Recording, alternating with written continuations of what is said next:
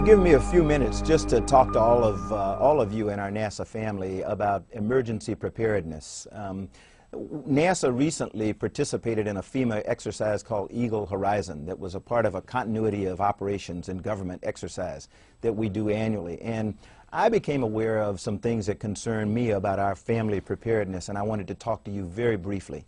You know, we in NASA, we're an incredibly unique organization. We're the only agency in the federal government that's responsible for the safety and well-being of people not only here on Earth, but off this planet.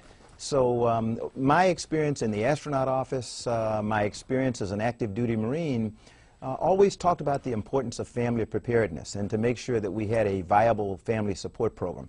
And I have concerns that ours right now is not as good as it ought to be. So what I'm asking all of you in the NASA family, whether you're out on the West Coast, here on the East Coast, along the Gulf Coast, up on the Great Lakes, think about the natural disasters that could occur in your area.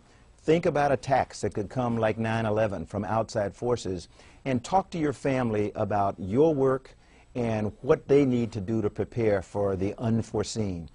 Develop a family preparedness plan in your house. Have an emergency supply kit available. Most people who live along the Gulf Coast always have an emergency kit for hurricanes. I'm not sure whether people out on the West Coast think about earthquakes and the like, but have an emergency supply kit at your home. Think about a family communications plan. Where are we going to meet if an emergency occurs and we're all over town?